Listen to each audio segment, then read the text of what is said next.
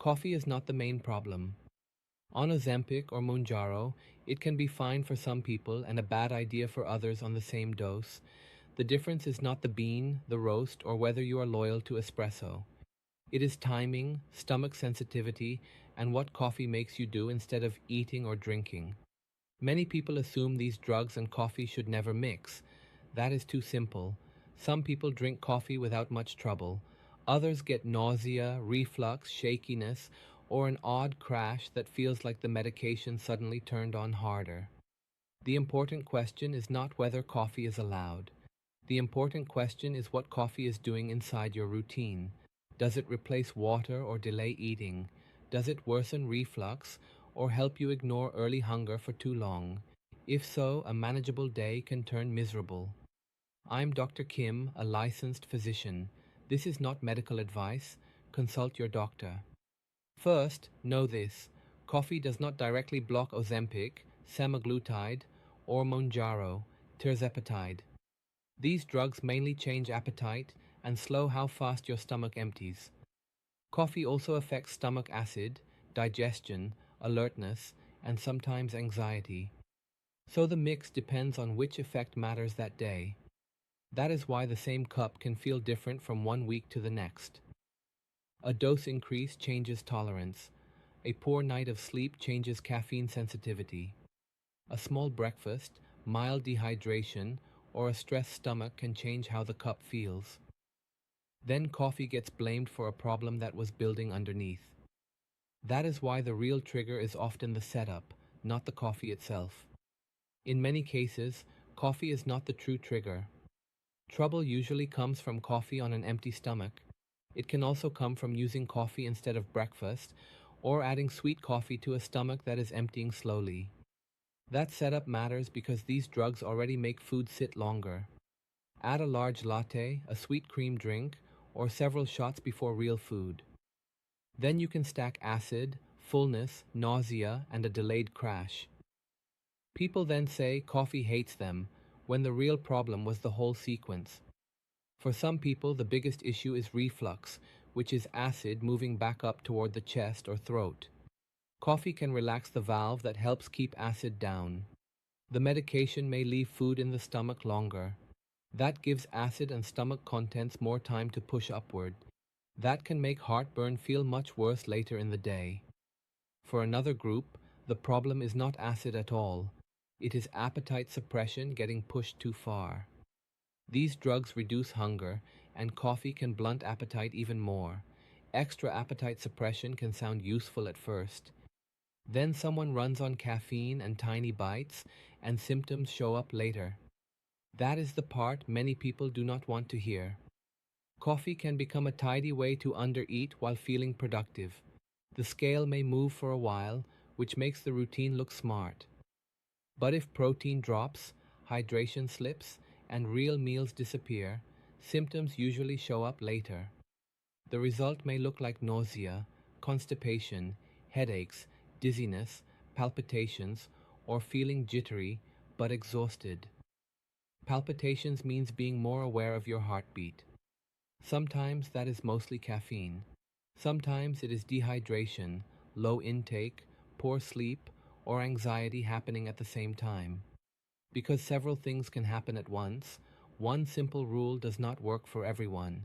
One person does well with coffee after breakfast, another person gets reflux from half a cup, another feels fine with drip coffee, then a large cold brew causes trouble because the caffeine load is higher and the drink goes down too fast. So what matters most? Start with timing. Coffee after a protein-based meal is usually easier than coffee before any food.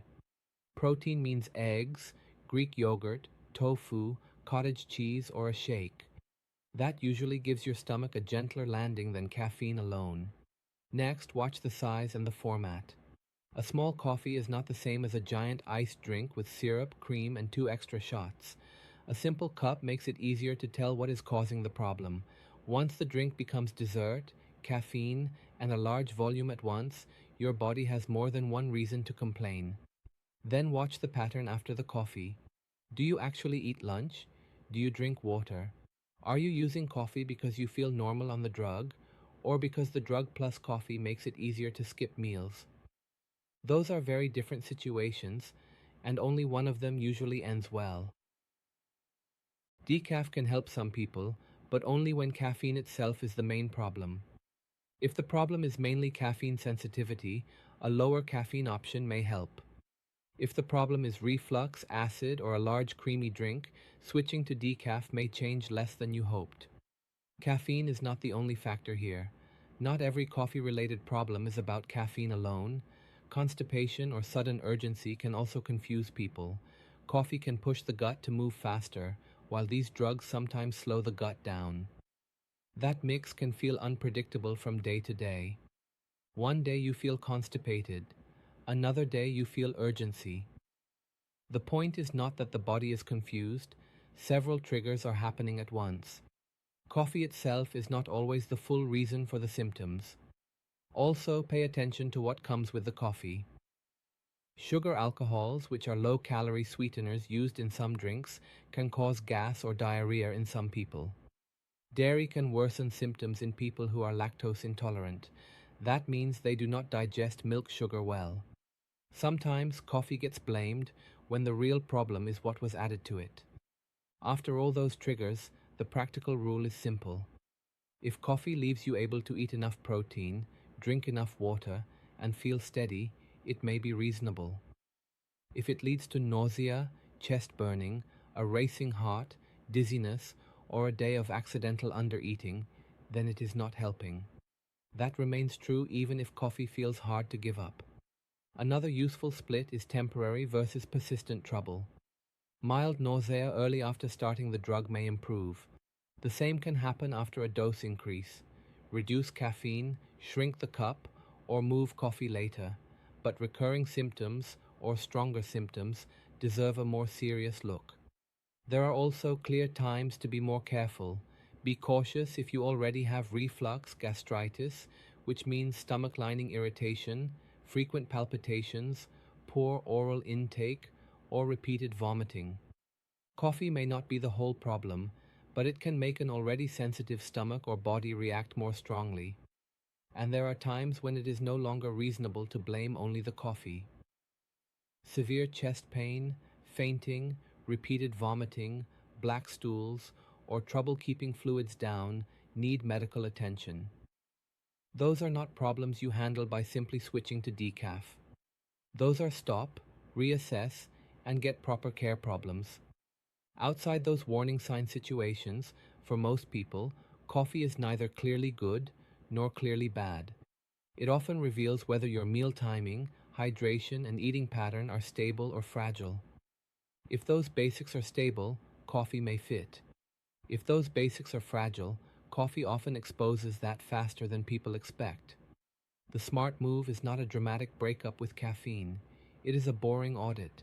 Look at timing, cup size, food, hydration, reflux, and whether coffee helps you function or helps you avoid eating.